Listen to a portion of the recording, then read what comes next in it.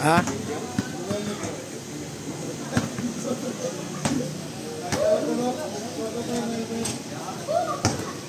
Parang ang dali lang makashoot sa kanila. Kanina sa akin di ako makashoot. Tanggalayan.